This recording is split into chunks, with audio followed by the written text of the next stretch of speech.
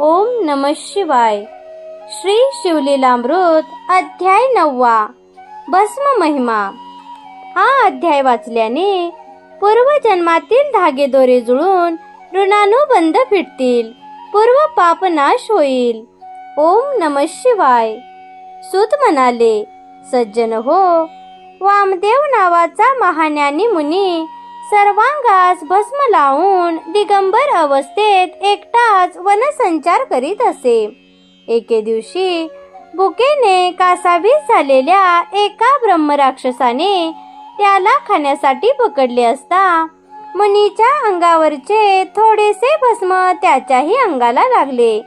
त्या पवित्र भस्माच्या प्रभावाने त्याची सर्व पातके नष्ट होऊन तो दिव्य देही झाला। त्याला आपल्या पूर्वीच्या जन्माचे ज्ञान झाले।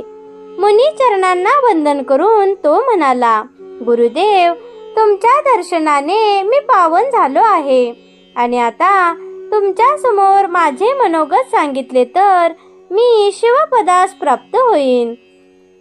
मग त्या ब्रह्मराक्षसाने वामदेवाला त्याच्या स्वतःच्या दुष्कृत्याबद्दल, त्याला कोणत्या नरकयातना भोगाव्या लागल्या, कोणकोणत्या जीवकोटीत जन्म घ्यावा लागला ते सविस्तर सांगितले। त्यानंतर वामदेवाने त्याला एका पापी ब्राह्मणाच्या प्रेताला भस्माचा स्पर्श झाल्याने तो यमलोकी न जाता त्याला कैलासात कशी गती मिळाली ते सांगितले।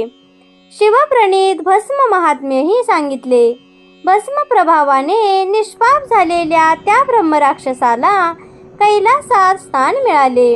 पुढील कथा सांगताना सूत म्हणाले, 55 नरे सिंहकेत एकदा शिकारीला गेला असताना काही भिल्लही त्याच्या समवेत होते।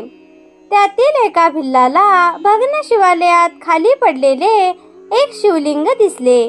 त्याने ते राजाला दाखवताच तो भिल्लाला म्हणाला, हे घरी नेऊन तू चिताभस्माने याची नित्य पूजा कर।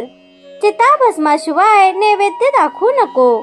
त्याप्रमाणे भिल्लाने ते लिंग घरी आणले व तो त्याची रोज पूजा करू लागला।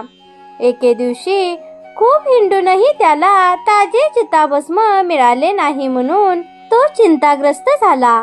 तेव्हा पतीच्या शिवपूजनात खंड पडू नये म्हणून त्याच्या पत्नीने स्वतःला जाळून घेतले।